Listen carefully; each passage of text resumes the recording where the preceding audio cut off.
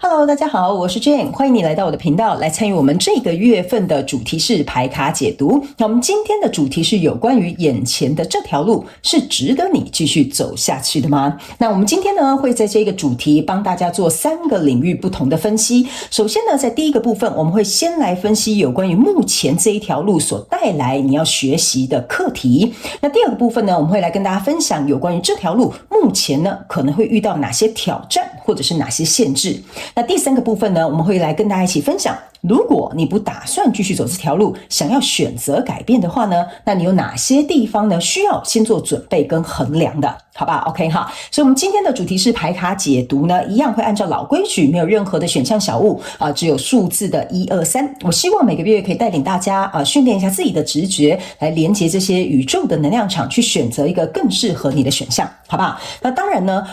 由于我们有3个选项，所以呢，你可以把选项1比如说针对在你的工作，选项2可能是人际关系，选项3可能是另外一个主题，都可以，好吗？那如果呢，你同时对2个数字是有感兴趣的话呢，那你可以2个数字的内容都听，然后截取适合你的内容就可以了。好吧 ，OK 哈，请大家就是来到我们的频道，要灵活运用妈妈生给我们的大脑，把这些讯息呢，尽可能对你带来最有益的帮助。OK 哈，好，那接下来呢，我们就要进入到颂钵调频的部分。我希望大家呢，可以跟着这个颂钵的这个频率哈，去调整一下你目前的状态。那我们调整完颂钵之后，就会进入到我们今天的选项，好吧 ？OK 哈，好。那接下来呢，就要请大家呢，跟着我一起来做这个颂钵调频的部分。OK 哈，好。首先，我想要邀请你闭上你的双眼，静静地调整自己的呼吸，在你的心中去感受数字1、2、3，去感觉哪一个数字跟你的连结特别的强烈。接着感谢宇宙跟天使，让你今天有机会可以听到这些讯息的内容，也知道无论你选择走哪一条路，都会是最适合你的道路。把这些内容自己能够内化吸收，接着就让我们进入到今天的主题是牌卡解读。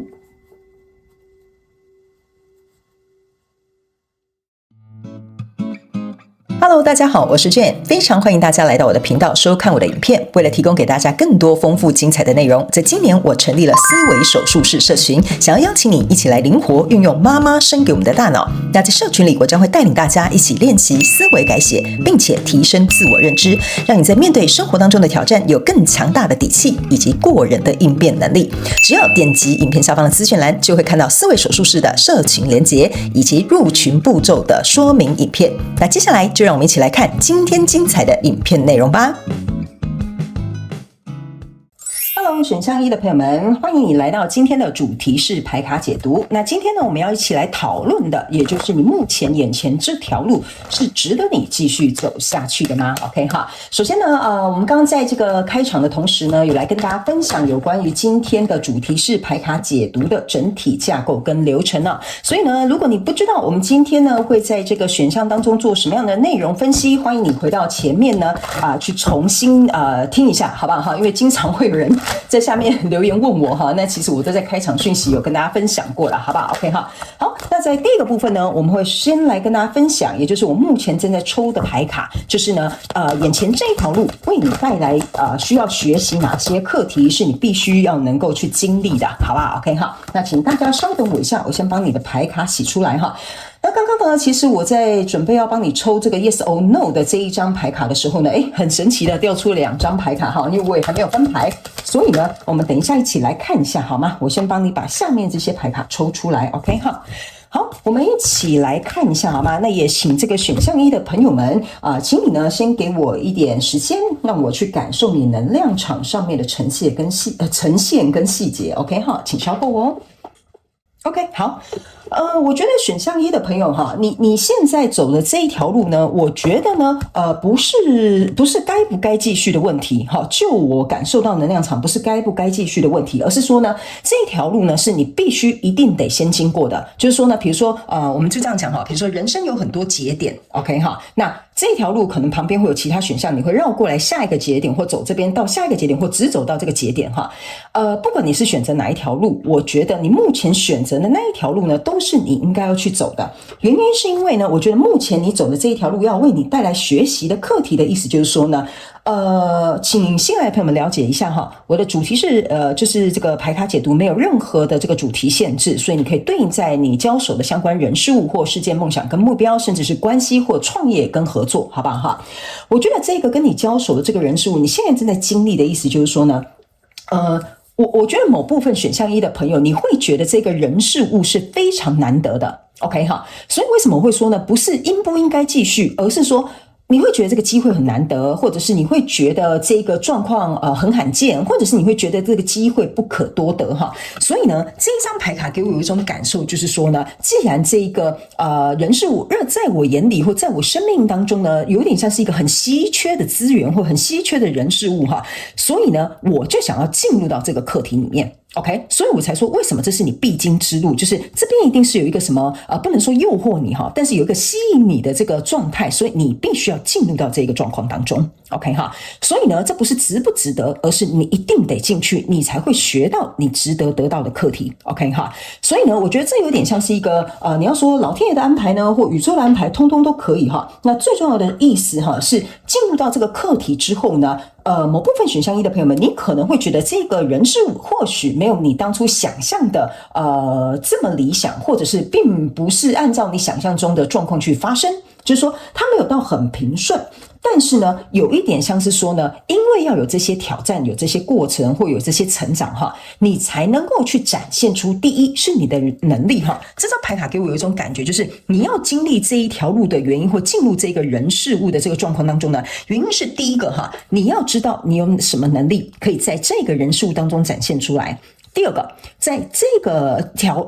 一条路上面呢，你会去思考什么是我应该要付出的，什么是我不应该要付出的。好，所以呢，我觉得这跟一个边界感的课题哈，也有可能是你进入到这一条路的原因之一。OK 哈，还有第三个，我个人会感觉某部分选项一的朋友呢，由于哈这个刚刚我讲这一张牌卡有点像是说，它就像是一个很罕见的机会。所以会变成是说呢，你对于这个人事物的执着度就会比较高 ，OK 哈，就是可能不会容易放手，或者是你觉得哪里不对，可是你还是可能就很坚持在这条路上走，但是这是你要学习的课题，好，可能是放下执着，或者是放下依赖，哈，或者是比如说透过这个依赖跟执着的状况去理解到自己可能哪里是需要调整或不足的地方，自己要能够自给自足。OK 哈，所以呢，我会感觉哈，在这一条路上呢，这个人有一点像是成为你这一条路上的一个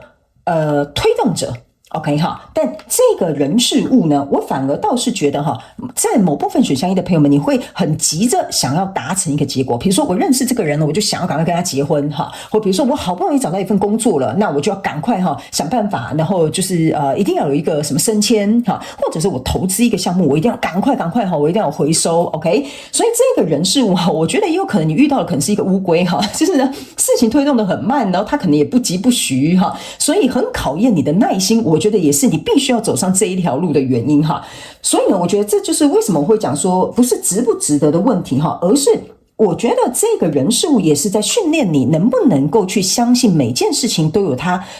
美好的安排的时间点，或者是比如说允许别人去做他自己或按照他自己的步调去做事 OK 哈，所以我觉得在你学到这个课题之前呢哈，这张牌卡给我有一种感受就是说呢。他可能会走走停停哈，比如说你跟这一段恋爱关系可能就是忽冷忽热哈，走走停停哈，或比如说这个投资就是一下赚钱一下就是可能回收利润就变少哈，就上上下下跟股市一样 OK 哈，所以在这个过程当中呢，我觉得某部分选项一的朋友们，你还会学习一个课题哈，就是如果这件事情变很差的时候呢，我要不要继续？你会不会因为这个状况变得很差，所以你就很恐惧啊？我要赶快打退堂鼓了？还是说你可以看到这件事情进行不是很顺利的时候呢，但你有毅力去跨越这个课题，或者是学习这个课题，好吧哈？然后呢，还有就是呢，我觉得在这个过程当中哈，好像也是在培养这个选项一的朋友们，就是说，在我们身边当中的人事物都会为我们带来一些我们应该要去看到的一些我这样讲，我们自己。怎么讲？等我一下哈，我感受一下这个能量场怎么形容比较好哈。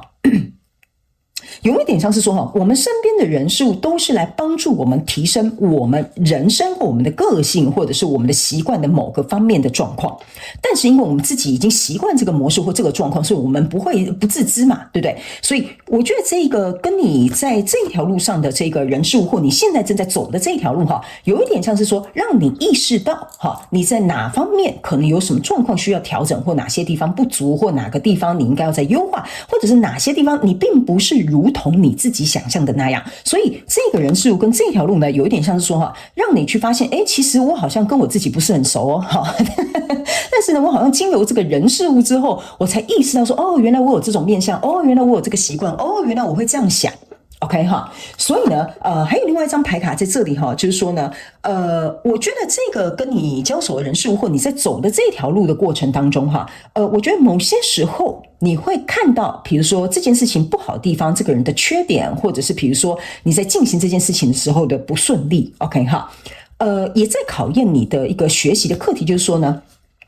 你能不能够把这些像我们前面讲的，把这些挑战当作是一个转折点，或者是把这些困难的地方认为是一个契机，可以提升。OK， 所以我觉得某部分你在走这一条路的时候哈，有点像是在翻转选项一的朋友们，你的比如说所谓的正面或负面的想法 ，OK， 或者是有没有能力在一个危机当中去找到机会，哈，这是这一张牌卡给我的感受。所以我们来看一下眼前这条路到底是值得还是不值得继续哈。来，你看哦，你这一张牌卡是 romance， 这个是真爱，这个是 abundance 哈，所以我才会跟你讲一件事情哈，为什么我会说这个跟你交手的人事物在这一条路上你正在对应的这件事情哈，有一点像是说呢，水帮鱼，鱼帮水 ，OK 哈，你一定会从我刚刚讲的这些学习的课题当中，你会学到你的，那这个人也会从你的身上学到你给他的这个课题，所以你们两个就好像是难得一见的这个合作伙伴，或者是什么样的关系，或者是比如说什么样的同事情谊等等之类的。所以在这个过程当中呢，我觉得这几张牌卡哈展现出来，还有另外一个意思就是说呢，我觉得你们有一些应该是蛮小众的选项一的朋友们哈，你们有一点像是不打不相识的，就有点像是说以前这个同事你可能很讨厌他，但是后来你发现因为他的存在有这个竞争力，所以你变得很强。OK 哈，或者是因为这个同事什么落井下石你哈，就殊不知培养你去在这个行业或者是在你们的公司里面，你更强大的这个韧性或者是这个能力，能够去证明你的这个潜力或者是实力，好不好哈？所以在这个过程当中，为什么会说某部分的这个选项一的朋友们，你们会有点像是一个相爱相杀？但是我要告诉你哈，我刚刚在讲的这些东西，我觉得哈，其实得利的人是你，可是我觉得你好像看不见，因为这就是这张牌卡给我的感觉。你在看一些东西，如果它是很负面的哈，我觉得这可能是你的模式跟习惯，所以相对来说你就没有办法看到正面的东西。所以呢，我觉得这条路呢，值不值得继续呢？我认为是蛮值得继续的，因为这个 abundance 是代表说，你在这一条路上，你会学习到第一情绪的课题，第二实质改变的这个能力，第三件事情，你会开始改变你思考的模式。OK， 所以这个 abundance 丰盛的这一张牌卡的能量呢，就会给我有一种感觉说，其实在这一条路上哈，我觉得还没有结束哦，你还有很多东西是可以透过这个人事物来学习的。OK 好，那接下来呢，我们就要进入到第二个部分，好不好？那在第二个部分呢，我们要来看的是有关于目前如果这条路继续走下去的话呢，我们可能会遇到哪些挑战，或者是遇到哪些限制，好不好？好，我们一起来看一下，好吗 ？OK 好。好，请稍后要等我一下哈。OK， 好，你还是蛮多张牌的哈。好，选项二的朋友，对不起，选项一的朋友哈，我刚刚在准备洗这副牌卡的时候呢，有一个蛮细微的能量场流动进来哈。我觉得某部分的选项一的朋友们呢，我要怎么说呢？等我一下哈，让我去感受一下你的状态 ，OK？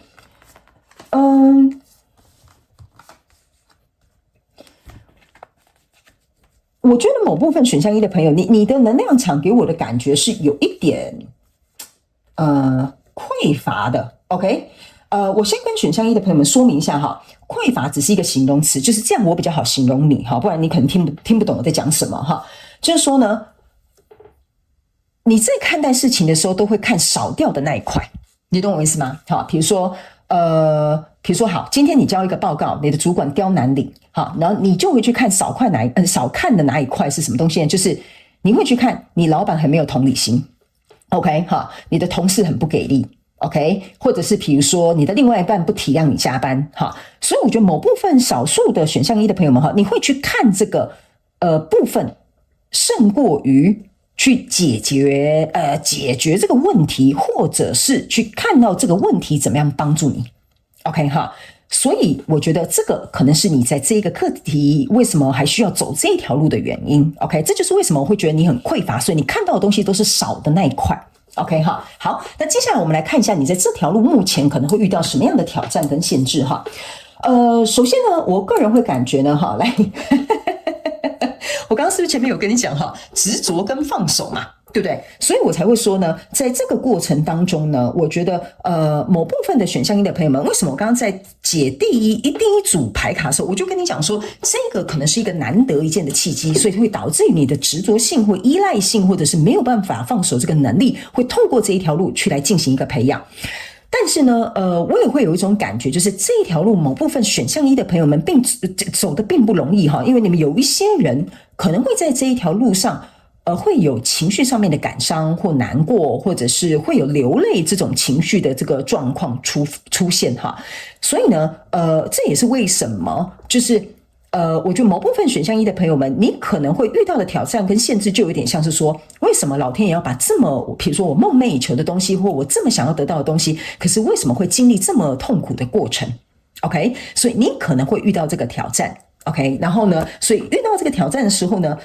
我觉得某部分的这个选项一的朋友们，其实你的挑战跟限制就是需要去做一个改变。但是呢，你的改变呢，他没有，我跟你讲哈，改变它是一个压力的过程，就是你要能够去承重承压的一个过程。为什么呢？因为呢，我是不是有说你们有一些人有一些习惯，对不对？你可以回去看我解第一组牌卡的时候，就是你们有一些习惯，有一些模式哈，对，要改变对你来讲是一个压力 ，OK 哈？改了之后会发生什么事情？不改之后又跟原来的事情就是没有任何的这个变化，你又觉得很痛苦 ，OK 哈？所以呢，我觉得某部分的人会觉得说，这个改变让我很不确定，所以我宁可选择守旧不变 ，OK？ 那在这个状况当中，反而就是你会把自己困在这个状况里更久，就是说这条路可能原本要走10分钟哈，你可能就要走20分钟，所以你可能就会遇到这样的限制。所以我觉得这个挑战是改变，然后呢，这个压力也是你的挑战。但是如果你不去经历这一块的话呢，你的限制就是你的时间会变得更长，就这个课题你会学习的更久 ，OK 哈。然后呢，还有一个状况就是说呢，为什么我会跟你讲说某部分的你只会看到少的那一块？你看到这边在狂风暴雨，这3个人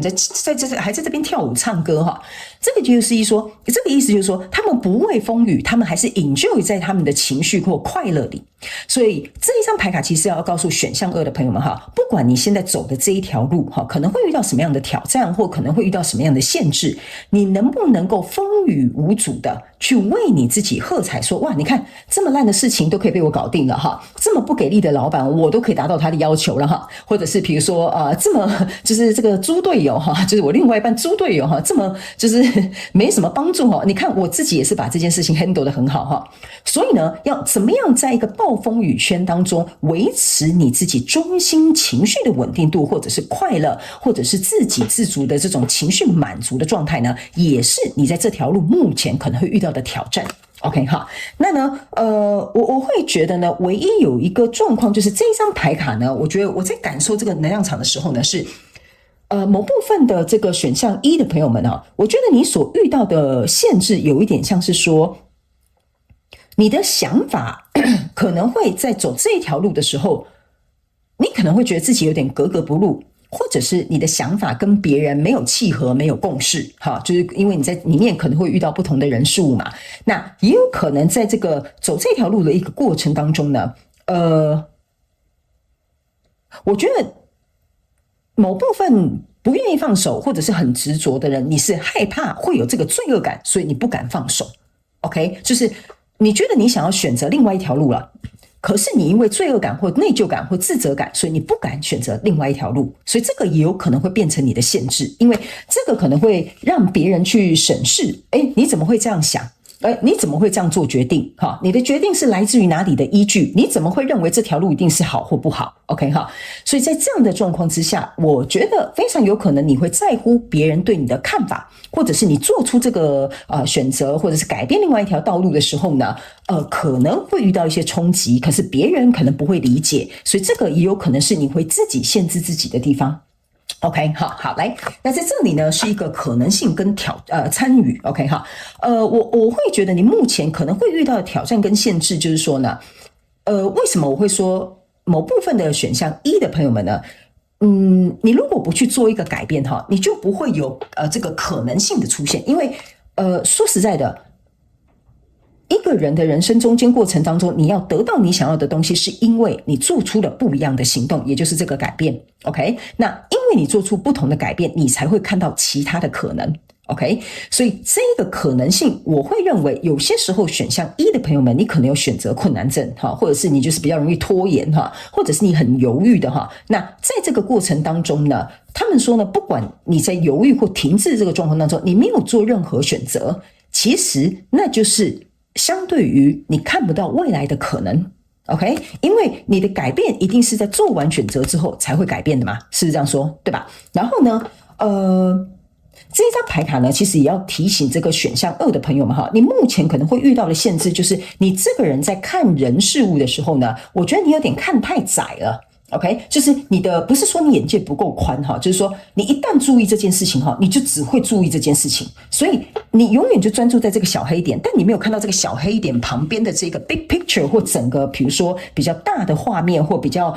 全局的这个状态。OK， 所以有些时候你可能要注意哦，你可能遇到的挑战跟限制就是你会钻牛角尖，好，或者是比如说把事情想得太窄了 ，OK， 那相对的你就忽略了旁边一些可能会出现的一些机会。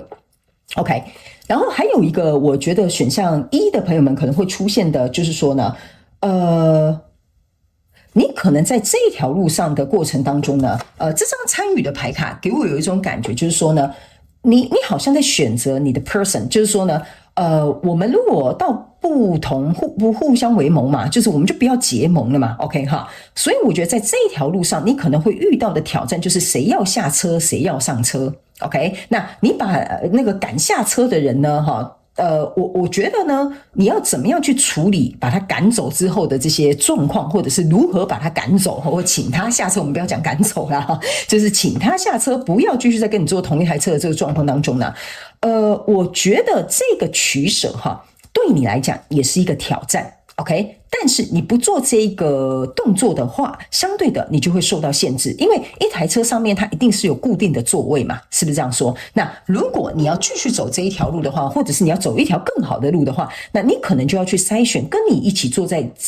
这一条路跟坐在这一台车里面的人 ，OK 哈，因为位置有限。OK， 所以我觉得取舍、断舍离然后分割都有可能是这个选项一的朋友们哈，目前可能会遇到限制。然后这边我要插播一个小讯息哈，选项一的朋友们，我个人会感觉你们某部分人会在选项一跟选项二中间哈，一直有点不知道选哪一个哈，因为我每次要读你的能量场的时候，我都会感觉到我想讲选项二，所以呢，如果你有感觉你想去听选项二，或者是你一开始在选牌就是一跟二在纠结的话哈，那我会建议你一跟二都去看一下。好吧，我前面有讲，如果你对两个讯息都有感受，那就两个都听，然后截取适合你的讯息就可以了。因为有可能呢，它这些讯息可能会分散，或者是比例的问题，好吧 ？OK 哈，好，那接下来呢，我们就要来看一下，如果这一条路不继续走好了哈，我们选择改变啦，好吧？我们改变哈，走别一条路，那你有哪些地方需要准备一下，或者是先去做一个衡量，好吧 ？OK 哈，好。那也请这个选项一的朋友们呢，请等我一下哈。好 ，OK， 我帮你把牌洗出来 ，OK 哈。我在洗你的牌的时候呢，我觉得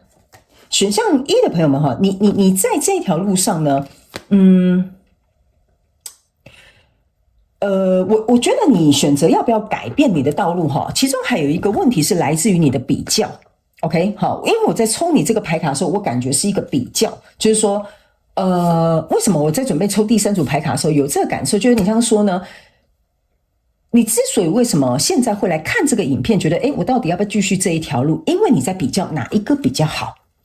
OK， 如果呢这个答案是这个比较好，那我就继续待在这里；如果是别的路比较好，那我们就去别的路。OK 哈，那这里呢，他们希望宇宙跟天使希望我传递给你的讯息就是说，没有什么哪个比较好。OK 哈。但是有所区别的是，哪一个对你来讲比较有意义，或哪一个对你来讲比较符合你的标准，好，或者是你的需求，或者是比如说你的目标 ，OK 哈。所以这边他们希望我补充这个讯息给选项一的朋友们去听看看，好吗？因为我觉得这个好像就是你在1跟2号牌之间哈，一直在这个拉扯的这个感觉哦，哈 ，OK 哈。特别是选项一的朋友们，你这个选项一、选项2会拉扯，所以他们叫我来提醒你，因为有可能你会觉得说，如果选项一的话，那我又选项2，那我怎么会知道这条路要不要走呢？哈，我觉得某部分的你们好像在挣扎这个东西哈。如果你真的在挣扎，欢迎你在下面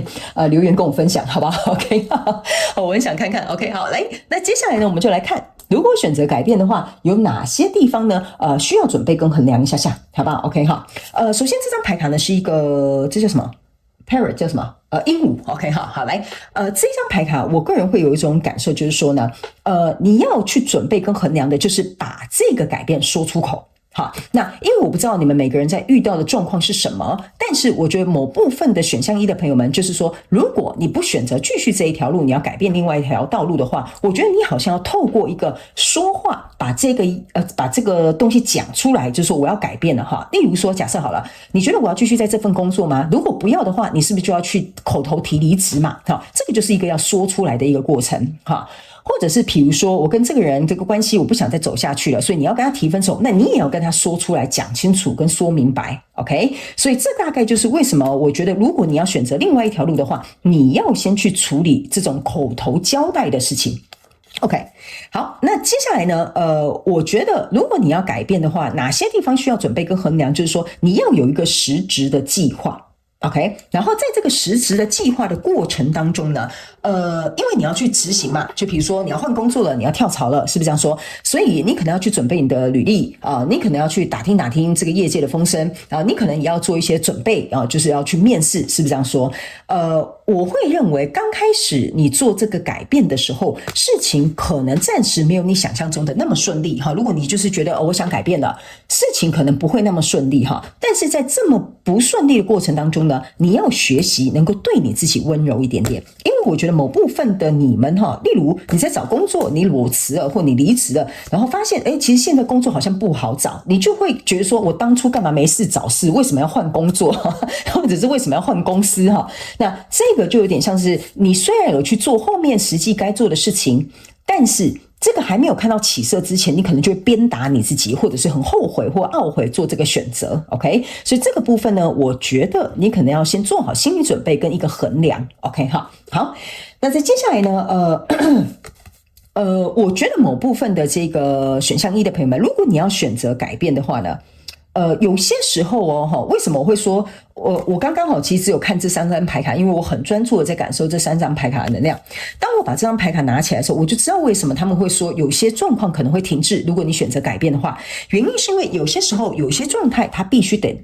绕路OK 必须得绕路那在这样绕路的过程当中呢，其实是给选项一的朋友们呢有足够的时间去思考 OK， 去学习，就是说好，我改变了这一条道路 OK， 那我要做什么样的准备？比如说我们就这样讲，你可能会去找这个有一个工作蛮特别的，他就是专门在帮别人练习面试或者是修改你的 resume OK 所以在这个过程当中呢，我觉得你在改变这个人事物或走另外一条道路的时候，是给你自己一段时间去深度了解你自己的状态，或你自己真正想要的目标，或你自己真正想要去结合的愿景或使命 OK 所以呢，有些时候选择另外一条路我觉得没有什么不好，但是呢，我觉得另外那一条路呢会让你有点绕路，但是不用担心，还是会走到应该要属于你自己的那个终点。OK 哈，然后呢，所以我觉得你最后这张总结的牌卡就是看跟等待 ，OK。所以我觉得在选择另外一条路，虽然时间我感觉就是会比较长一些些哈，但是为什么我刚刚会在读这2张牌卡的时候告诉你，你可能要等待一下，因为好的结果可能在比较后面，没有你想象中的那么快速。所以不是说不能改变道路，而是改变道路的过程当中，时间你能不能够经历得起。OK， 我觉得这个可能就是你要考量衡量的点哈。就换个工作，可能有3-5个月，暂时又找不到工作，你 O 不 OK 吗？这个可能就是你要去衡量跟准备的。OK， 然后呢，还有在这个3到5个月的过程当中，比如说是一个空窗期，那这其实3到5个月是让你能够有机会跟自己相处，并且更加深度的去了解你自己是怎么样的一个人，或你真正对于未来工作的期待，或你职场生涯的发展，你到底想要怎么做。OK 哈，所以我觉得这个思考跟这个前程是必要的。OK 哈，如果你选择另外一条路的话，它会给你另外一种学习，另外一种契机，所以你也不用太担心。OK 哈，因为没有任何一条路一定是正确的，一定你选的路都会是适合你的，好吧 ？OK 哈，好，然后我再来感受一下，还有没有什么其他的能量场要给选项1的朋友们哈。OK 好，我觉得呢，这边这一张是一个，这叫什么海马？对，好，来这边有一个海马 ，OK，我觉得选项1的朋友哈，我必须要提醒你一件事情，就是呢，我觉得你好像有一个心态，就是你下注就一定要中大奖。好，我不知道为什么因为我刚刚在感受还有没有什么额外的讯息可以提供给你们的时候呢，这个河马就跳出来了 ，OK， 我总感觉你好像投入一次你就想中大奖。他们要我很直白跟你讲这件事情哈，就是说这个几率其实蛮少的，而且说实在的也没有必要。为什么呢？我解释给你听哈。当然，如果你投入一次就中大奖，那你很幸运，很恭喜你。但是我们不要讲那个很偏激的例子哈。他们要我说明的意思就是说呢，能不能中大奖，或者是能不能够得到你心中要的东西，或者是能不能够达成你工作上面的目标，它不是以一次行动来做划分的。就是说你这辈子不可能只做一份工作，那当然有的人就是把自家产业在经营可能在一家公司20年了那就是我刚刚讲的例外 OK 我要讲的是大部分的人，就是你不可能一辈子只做一个工作，所以呢这个你如果要改变，或者是不管你是要改变还是在这条路上你一定要有一个认知，就是说呢这个行动，这个尝试或这个改变呢，它是不断在每个人生不同的阶段，它会去做一个调整的。所以没有所谓什么下重注然后呢，我就一定会得大奖。OK， 所以我觉得这个好像是要给某部分的选项1的朋友们额外的一个补充讯息，好吗 ？OK 那我刚刚有讲了，你们有些人是比较没有耐性的，所以这个之所以如果你选另外一条道路会比较多时间的话，那我觉得这个东西真的是你认真要去考量的。OK 因为我刚刚有说你们在这边有一张牌卡，就是想要赶快很快速的看到结果，想要很快速的能够去知道这件事情会怎么样，所以你对于跟未知相处，我觉得你对你来讲有点挑战我这样子讲好不好 OK， 所以这个有可能就是你要学习的课题，然后如果你转换了这个跑道的话，那你也要相对去衡量一下，好吧 OK 好，那以上呢这个就是要给选项1有关于眼前这条路你是值得继续走下去吗这些所有的资讯希望可以帮选项1的朋友们带来一点帮助，好不好？也欢迎你们如果有跟你们的情况有做任何的对应，请在下面留言让我知道，我会去收看你们的故事，好不好那当然我也非常感谢你来收看我的影片，也希望你会喜欢，那我们就下次再见咯，拜拜。Hello， 选项2的朋友们，大家好，欢迎你来到今天的主题式牌卡解读。那我们今天的主题式牌卡解读呢，是要来跟大家分享有关于眼前这条路你值得继续走下去吗？OK 好，那我们今天呢，有在这个开场的同时呢，就在一开始的同时呢，他们等我一下你的讯息进来太快了，我的话都还没讲完呢。好 ，OK。OK 好，我先把话讲完好不好？等一下哈，虽然大家很想急着听着这个讯息，这能量来得太快速了哈。好，来我先讲一下，我们在前面开讲的同时呢，已经有说明有关于这一次的主题是牌卡解读的整体架构跟流程哈，所以如果你不知道的话呢，可以回去我们开场讯息再去收听一下好吗 ？OK 好，因为每一次都会有人在下面留言问我 ，OK， 其实我在开场讯息都有讲得很清楚 ，OK 好，那我们首先呢，在第一个部分呢，我们会来分享有关于你目前正在行走的这一条道路哈，就目前你还在走的这一条道路呢，要为你带来哪些学习的课题，好不好 ？OK 哈，那请稍等我一下，我先把你的牌卡都抽出来好吗 ？OK 好，好。好的，我先帮你把牌卡都排好之后呢，请选项2的朋友们给我一点时间，让我去感受你的能量哈。我刚刚把你的能量推走了哈，现在在邀请他们回来，不然我连话都讲不清楚哈。好，请稍后一下哈。OK， 行，好。我觉得这就是为什么你的能量场来得很急啦哈。我个人会感觉哈，目前呢，你正在对应的这个状态呢，应该有选项2的朋友们应该有50%-60%是跟人际关系有关的哈，就是等于是说我要不要跟这个人继续交往下去，或我要不要跟我妈妈断绝母子关系哈，这有点太严重了，不是开玩笑的哈。或者是比如说我要不要继续跟这个人当朋友哈，类似像这样的一个感觉在里面 ，OK 哈。所以呢，我觉得大概5-6成的朋友是对应到人际关系。那当然，如果是新来的朋友，请你灵活运用这些讯息，套用在你目前的状况当中。我在开场讯息都有详细的说明怎么样使用这些资讯了哈。好，首先我个人会感觉呢，目前你在走的这一条路呢，要为你带来的一个课题的意思就是说呢，我这样讲好了哈，因为大部分的人是跟人际关系有关的，我就举人际关系的这个例子为主。那其他的人，麻烦你们要套用到工作或创业都可以，就灵活运用一下。OK 哈。我觉得这一条路呢，最主要的一件事情呢，就是说呢，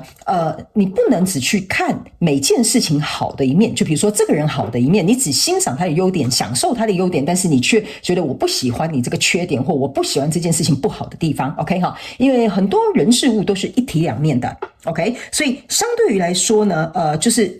你如果要比如说很热爱去追求这个工作，或你很想要跟这个人在一起，或比如说你很想要去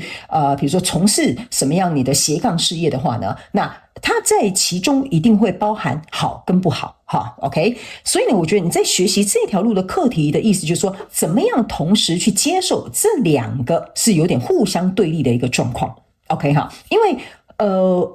我觉得选项2的朋友们哈，你们在这个怎么讲？在走这条路的一个过程当中呢，我觉得这个很像怎么说呢？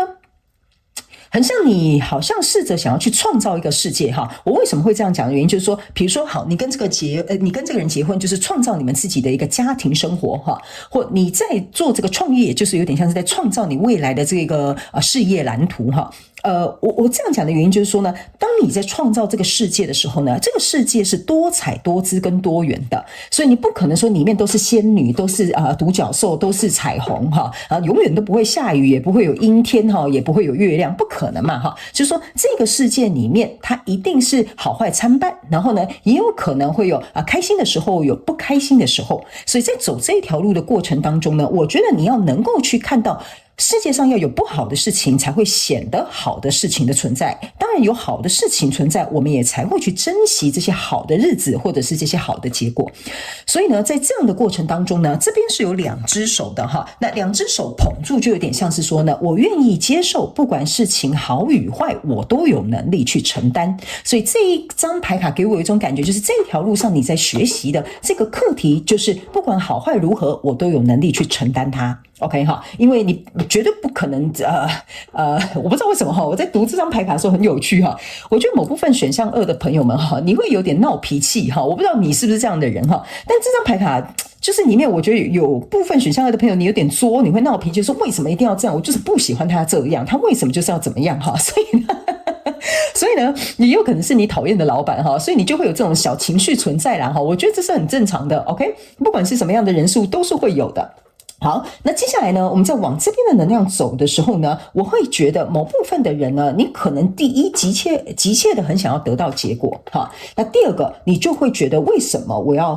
就是磕磕碰碰，为什么要去遇到这么多挑战？然后呢，我才能够得到我想要的东西。OK， 这张牌卡给我感觉选项2的朋友们，就是说你在学习的课题，就是你要去想为什么你会在这一条路上遇到难题、遇到挑战、遇到你不喜欢的东西。OK， 因为没有不喜欢的东西出现，你不知道你喜欢什么；没有这个挑战的话，你就不知道你能够做到什么。OK， 所以这看似好像是一个，就是对你来讲，你会觉得说啊，我还要跨越这个坎，我要花时间去处理它，我要花心力去解决它，好麻烦哦。OK， 但在这一条路上，就是代表说你正在找到你的强项在哪里，你的优势在哪里，你的潜能在哪里。OK， 所以呢，与其你把这个眼光放在这些就是你急于看到结果，或者是觉得很排斥不想要的结果，不如把你的专注力放在就是得到更好的结果的那个状况。那当然这边我先讲一下他们要解释清楚，我们不是要你假乐观或假装很正向是因为你自己扪心自问他们叫我这样讲你自己扪心自问你的确是在走这一条路上的时候，你得到蛮多东西的。OK， 是不是这样讲？对吧？所以我们不是要叫你假乐观或者是你这个人一定要很正向积极而是你冷静下来去思考，你会发现其实在走这一条路上呢，开发了你很多潜能。OK 然后呢，我们再继续往后走呢，我个人会感觉某部分的选项2的朋友们呢，你在走这一条路要学习的课题有点像是说，好，即使这个人是坏人，但是也不会影响我想要继续做一个好人。 OK， 这张牌卡就是有点像说我要展现出来，比如说一个，当然我先跟大家讲好人坏人是一个举例而已我只是简单举例，大家比较容易懂。 OK 所以呢我觉得这张牌卡有一种感受，就是说我不会因为你对我做不好的事，我就要变成跟你同样类型的人，因为我要持续维持比如说我自己的善良，我自己的正直，我自己的坚持，我自己的标准。 OK 那我才能够以我的光芒，或以我的能力，或以我这样子的状态去击退或者是减少这些不好的状况再发生。OK 所以这个有点像是说你要展现出来你的姿态，让他们看见你是他们的榜样。所以这些坏人或这些不好的东西我也不知道是什么不好的东西反正呢排米亚之类的反正呢就是呢他们会因为看到你，而你的光照耀他们，反而他们黑暗的地方就会有希望。这就是这张牌卡给我的一个感受那听起来好像有点太大爱了但是呢我必须要讲，你会走上这一条路的原因呢，有某部分学习的课题就是这样，你必须要能够去照耀到别人，让他们去看见光的存在。OK 那来到更往下走一点点这个能量场呢，就是说在这个过程当中，我有讲你们大概有50%-60%以上的人都是在看人际关系的。那人际关系的这个过程当中呢，没有任何一件事情呢是会怎么讲是会100%很顺利的一路上都没有什么太大的问题的一定多多少少都会有。但是在这个过程当中呢，他们要我告诉你你可能在学习原谅的一个课题，但这个原谅呢，其实不是在原谅对方，原谅呢是放下你自己不能放下的地方。 OK 然后去释怀，你必须得要去让他他们说释怀是要你能够去接受对方原本的样子。 OK 所以呢这个是我觉得你在里面要学习一个蛮重要的一个课题，好不好 ？OK， 然后呢还有这张牌卡呢是要告诉这个选项1的朋友们在这个过程当中呢，我觉得你如果是人际关系的话呢，有点像是说呢，你要能够了解你们彼此喜欢的是什么，或需求是什么，或者是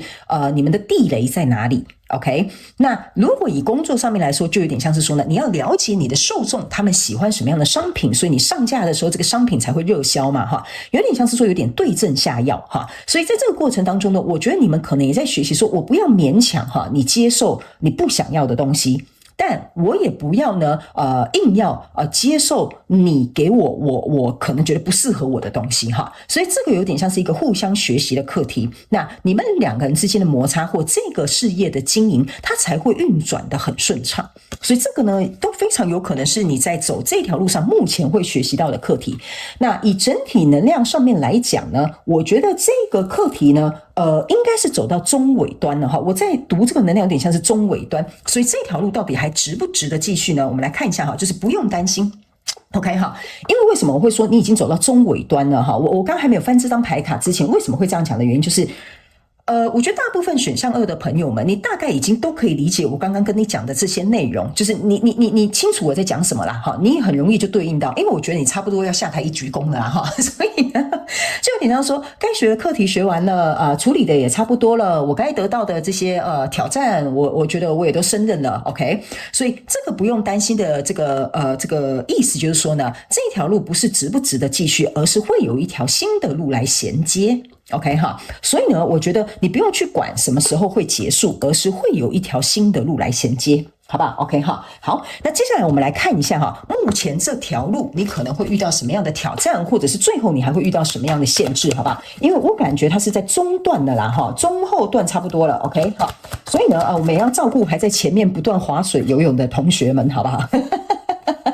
有的人可能才刚踏上这一条路，好，我们还是要照顾他。那你在中间这一段呢，哈，那当然呢，就是还是有一段路要走嘛，是不是这样说哈？所以我们来看一下，在这一条路上，你目前呢可能会遇到什么样的挑战或者是限制，好吗？那请给我一点时间哈。好，行，好，这张也是 OK， 好，来。某部分的这个选项2的朋友们，我听到一个蛮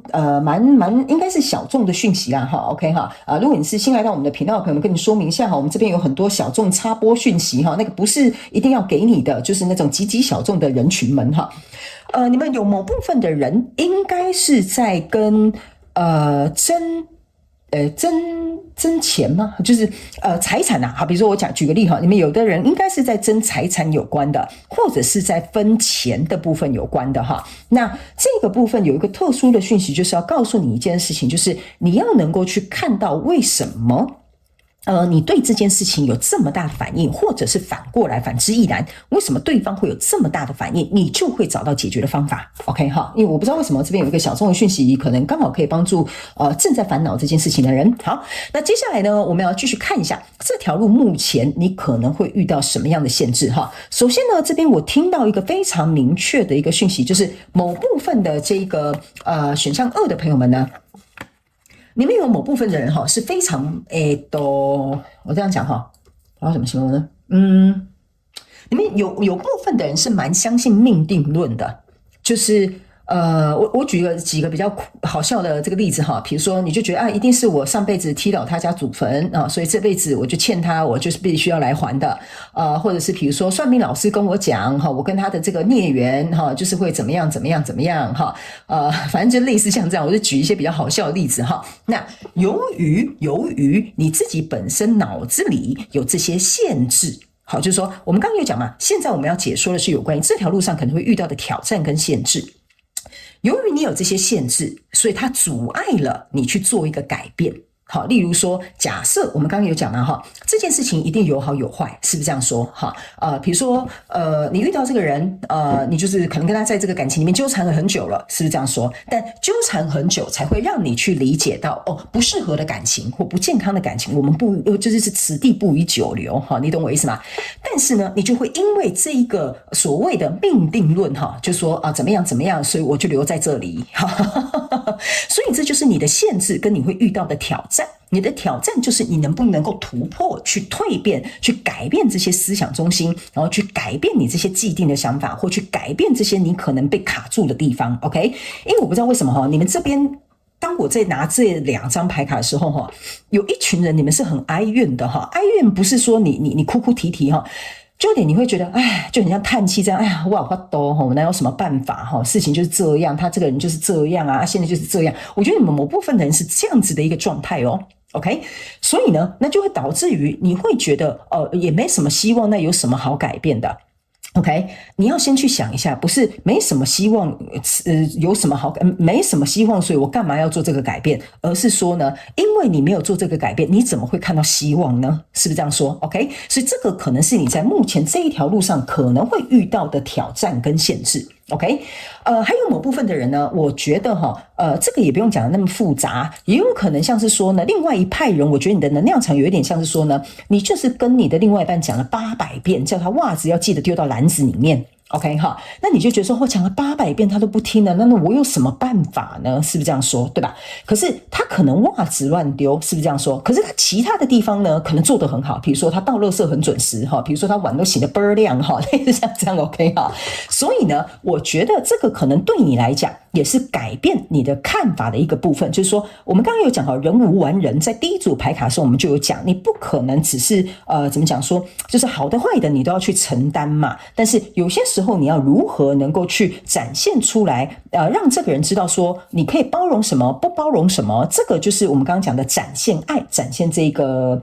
你的姿态。那我觉得在承接这个好与坏的过程当中呢，有可能当你们两个在沟通我的需求是什么，就是我真的很懒，我不想要把袜子拿到那个篮子里，但是我愿意每天洗碗，愿意每天倒垃圾，愿意每天帮你捶背，这样好不好哈？这个就有点像是我们刚刚这样讲的，就是我们互相交换或我们互相交流。好，那这样我们可以有机会改变我们对于这件事情的状况，跟改变这件事情的看法，然后寻求一个共识，或者是有一个机会能够进行一个磨合或解决。OK 哈，所以呢，我就是简单举一个例子，所以你们可以灵活去运用、套用在你们的状况当中去想一下。好吧 ，OK 哈，那来到这里呢，我们再来继续看一下，你还会在这一条路上，目前走的这一条路上遇到什么样的挑战跟限制哈？我个人会感觉呢，某部分选项2的朋友哈，你们有一些人的限制是有点像是说，我不能说放着不管，但是有一点像是我看事办事啊。OK 哈，我就看事办事哈，跨书板书哈，就是说，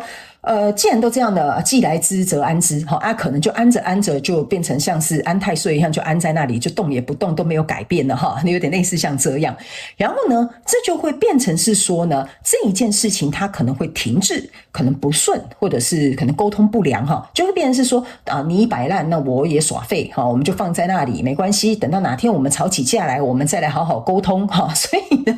这就会变成说边走边看的这个状态呢，会变成是得过且过。那当他得过且过的时候，其实你们会错失很多能够互相沟通的一些良机，或者是改变的一个契机。那再加上，如果假设你刚好遇到的人就是跟你一模一样哈，我们就一起耍废，一起摆烂的话呢，那会变成是说呢，这一台车啊，他们有一个负责开车的驾驶人哈，然后呢，副驾驶又不会看地图哈，两个人就一起迷路 ，OK？ 所以呢，我觉得在这个过程当中，你们遇到的限制就是会变成是说，有些事情就摆着就是摆在那里了。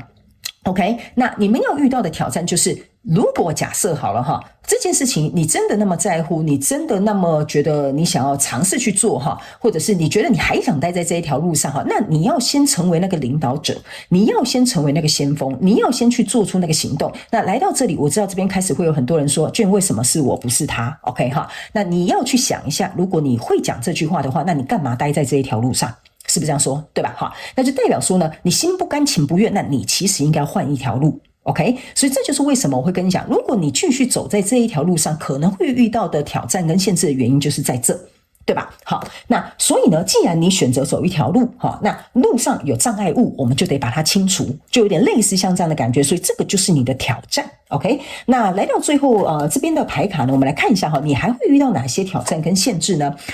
这个就是我刚刚讲的执着过去跟妥协啦哈。这张牌卡我先放到旁边去哈。这个2张牌卡哈，其实就是会让我有一种感觉，就是你为什么在这一条路上走着走着，你会开始思考我不要走别条路哈，就是你们2个人彼此之间，或者是你在这一个工作上面哈，你可能比如说假设好了。你就是记得他之前犯过什么错，所以你就死不放手哈，就是像那个獒犬一样哈，就咬着那一个点不放 ，OK 哈。那比如说在工作上面举例来说，就有点像是说过去曾经经商失败啊，所以我现在不太敢再创业，或者是比如说过去我这样子做，这个方法好像没效，所以我现在很害怕什么方法才会有效。OK， 所以呢，你可能会遇到的限制就是你把你自己的脑袋装在过去的这个盒子里，所以相对来说呢，你就没有办法用创新的或者是盒子以外的这些想法去突破你所遇到的这个挑战。那呢，在这边有一个妥协哈，我刚刚有讲了。其实你们这边有很多人际关系的问题，为什么？就是这张妥协，就是给我有一种感觉，就是说呢，妥协叫做妥善的协调。所以，如果你们两个人连妥善协调的能力都没有的话呢，那这个就会变成你们两个人之间或这个工作之间呢，会造成你会遇到的状况。比如说，你想要拿更好的货，那你想要压低这个价格，可是你却没有办法跟你的供应商或者是跟你的上游或下游厂商进行这个妥善的协调。那相对来说呢，他做不了生意，你也做不了生意呢，他也赚不到钱 ，OK？ 那相对来说呢，其实对我们大家都不好。所以呢，我觉得这个过去的经验也有可能，你比如说我再这样讲哈，他以前可能卖你一个东西卖你10块啊，现在因为物价上涨哈，或者是比如说什么通货膨胀，好，他现在跟你讲说一个我要给你成本12块，好，所以你就卡在过去说，可是你以前只给我10块啊，你现在怎么卖我12块啊？这样我成本会增加啊，哈，所以就会变成是说，你看到这两个人是身上有剑的，就会变成说你们就变成拔刀相见的，互相砍价，然后砍来砍去哈，所以其实对这件事情是没有帮助，而是说你们两个要如何去思考，既然现在通货膨胀、物价上涨，我们彼此之间要怎么样配合，才能够你也赚钱，我也得利 ，OK？ 所以这个就是说你会去遇到的限制跟你的挑战。OK， 那这个守财奴呢，其实就会像我刚刚讲的，某部分小众的朋友们，你应该是在跟钱有关的事情，或分财产有关的事情，或者是对于金钱匮乏的问题哈，也有可能在你这一条路上，可能是一个蛮主要的一个重点。好不好？然后呢，还有另外一个讯息，就是这张牌卡给我有一种感受，就是某部分选项2的朋友哈，这个应该也是蛮小众的讯息哈。我觉得这张牌卡给我感觉，有某部分选项2的朋友们，你会有一种就是这跟刚刚我讲的那个有点像，就是为什么卷要是我先改变，为什么不是他先改变？那我先改变不就是我输了，或者是我就吃亏了吗？哈，我觉得某部分选项2的朋友们，你很在意自己吃不吃亏这件事情嘞，我不知道为什么哈，然后你就会因为吃不吃亏哈，或者是我为什么要先这样哈？为什么不是他那样的时候哈？我觉得这蛮有趣的哈。你有没有想过一件事？我不知道我这样形容这个能量场你能不能理解哈？你如果那么在意你吃不吃亏哈，其实哈你就不要在这条路上，就像我刚刚讲的一样，你就不要走这一条路嘛。但是你为什么明知道会吃亏，你又卡在这一条路上？那你要不要想一想 ？OK 哈？那既然如此，你不想吃亏，你想减少你的损失，你想减少你的内耗，你想要减少你的这一些这种我觉得不公平的状况也好哈，请你们自行填空。那你是不是应该要赶快做一些什么事情，不要让这个雪球越滚越大？OK 哈，我觉得这个才是你要去思考，你遇到这个挑战，你反而是因为这个我好像吃亏了哈，我好像损失了这个限制的这个想法哈，反而让你自己我觉得损失更多啦，然后没有把握这个契机或这个时机去把这件事情反而做一个有效的改变。OK 哈，好，来，那接下来呢第3个部分我们就要来看。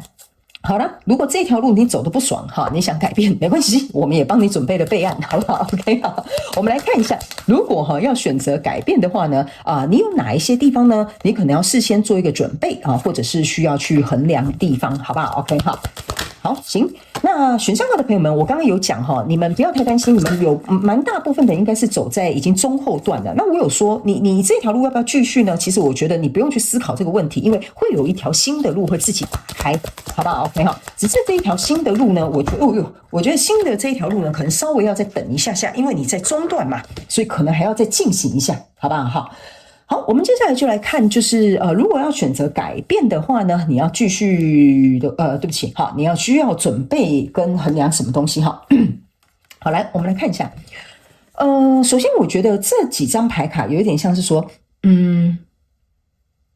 好，这2张牌卡给我有一种感觉哈，这是一个蚱蜢，所以呢，这个蚱蜢给我有一种感觉，就是说，你如果要选择改变，现在就停下来了，不要再继续了。OK 哈，比如说你就觉得说 Jane 我听完你这样讲一讲，我自己衡量一下我的状况，我做出了一个这个评估之后，我觉得我想要改变了。OK， 既然你要改变了，就现在立刻止血停损，就是这样子。OK 哈，这个就是你要去做的准备，就是说有可能如果一旦你要停下来，或者是你要对不对？一旦你要改变的话，你就要立刻停下来。OK， 因为我觉得你会想要改变的选项2的朋友们哈，你一定是经过我觉得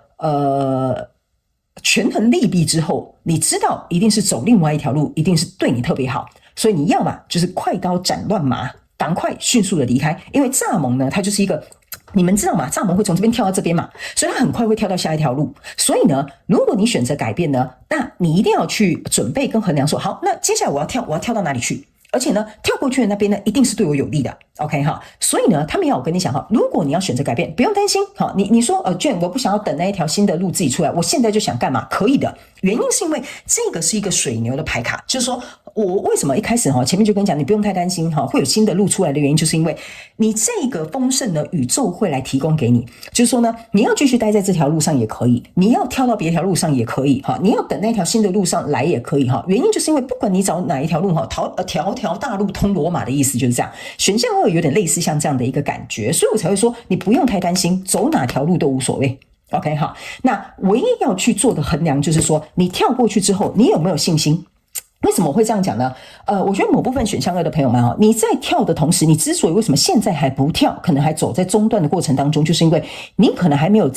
你自己可能本身还没有信心，说我这样跳过去会有一个好的结果，所以导致于你要跳不跳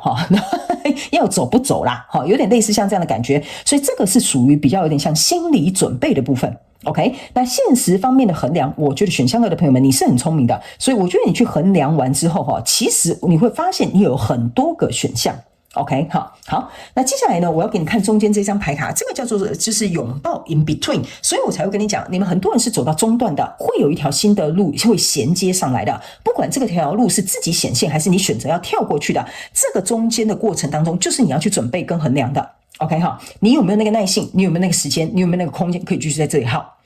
如果你觉得可以，那你就必须要在这里好好的坐着，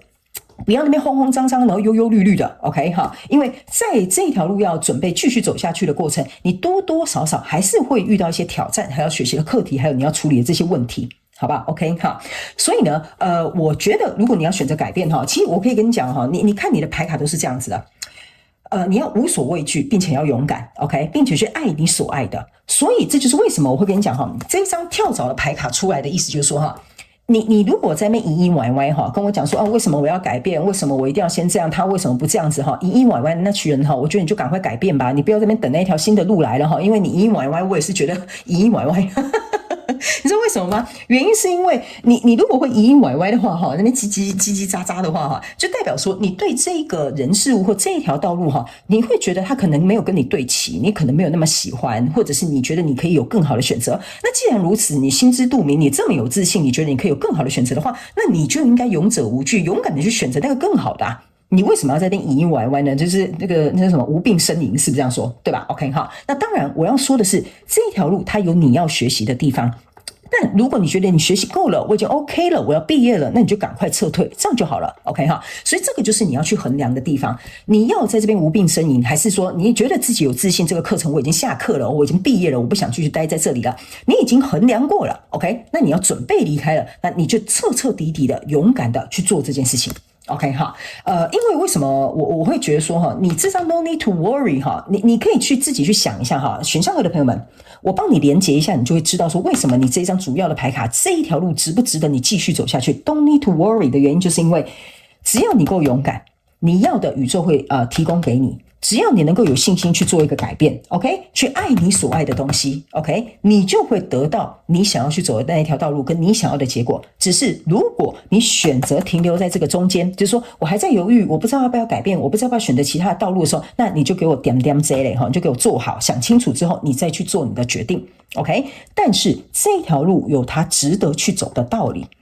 OK， 因为我觉得坦白跟你讲，你的能量场给我有一种感觉你一定要经历过这一招之后，你以后在应对人际关系，你就会游刃有余，好吧 ？OK 所以呢，在这边最后这2张牌卡就是 be here now 你看believe in yourself， 你看你的牌卡是互相连贯的含义的。你如果相信你自己有自信的话，那你就去嘛，不然你就留在这里嘛。是这样说，所以这个呢，就是要告诉你，如果你要选择改变的话，你需要准备跟衡量的就是在这里。你要留在这里，还是要相信你自己可以开出一条更创新的道路，或者是更适合你的道路。你的心理准备好了没？你衡量够了没？好，或者是你的紧张，你那个心理惊的这个程度能不能够被跨越？如果你觉得可以，这个你可以承担得起，这个风险你已经算过了，或者是这个最后这个伸头也是一刀，缩头也是一刀的这个勇气你也准备好了，那你就去吧。OK 哈，因为我觉得选项2的朋友们，你比较有一点像是可能害怕自己的，我这样讲吧，害怕自己走错路，害怕自己选错路，或者是害怕自己可能冒这个风险哈，结果没有回头路哈。我觉得你给我的能量比较像这样子，所以相对来说，你可能就会在这一条路持续要去学习你要学习的东西，学习完之后，你就会有一条新的道路出现了。OK， 但是我也要老实跟你讲，好不好哈？你就听我这一句话。我很明确的感觉到你下面那一条路，或你已经走到中后段的那个选项2的朋友哈，你会发现，嘿，你进入到另外一个更有趣的课题了哈。这个就是我读到你的能量场，所以我觉得这条路你是避免不了啦。但是你可以就是有点像是说，像我们不是有那种资优生会跳级吗？哈，你可以跳级快一点，先进入到第2关卡啦。OK 哈，所以呢，我觉得另外一条路是另外一个你人生不同的课题哈，但是你一定要先从这里毕业，好吗 ？OK 哈。好，所以以上呢，这大概就是我要给选项2的朋友们的这些所有的资讯。好，我希望这些资讯能够帮助到你，然后可以让你厘清，或者是给你一点勇气去做出一些改变，或者是待在这个原地，能够更加的去看清楚你正在学习哪些内容，好吧 ？OK 哈，祝福你哦，选项2的朋友们，如果有符合你的状况，欢迎你们在下面留言跟我分享。那也非常感谢你收看我的影片，也希望你会喜欢。那我们就下次再见喽，拜拜。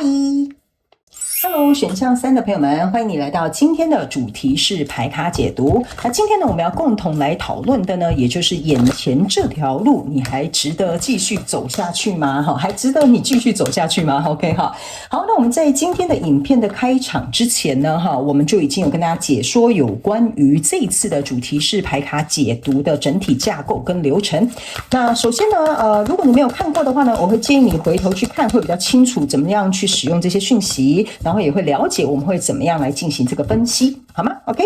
好，那首先呢，我们要来分享的有关于就是目前你现在正在走在这一条路上这条路上有什么你需要学习的课题，好不好？总不能这个路白走一回，还不知道自己在走什么路就是像人家常常讲的走不知路那我不能什么都不知道先知道一下自己到底在走什么样的道路，好不好好，来等我一下，我帮你把牌卡抽出来好的你有一个额外 bonus 的卡，好，那我把它放在这里好的，行。好，那接下来呢，就请这个选项3的朋友们请等我一下让我去感受一下你这个能量场上面的呈现跟细节，好吗 ？OK， 好，请稍后给我一点时间。OK， 好，行，我个人会感觉选项3的朋友们呢，你在走的这一条路上所学习的课题呢，有一点像是说呢，我觉得你应该在这一条路上，不管你要对应什么样的人数都可以如果是新来到我的频道的朋友们呢，我会告诉你，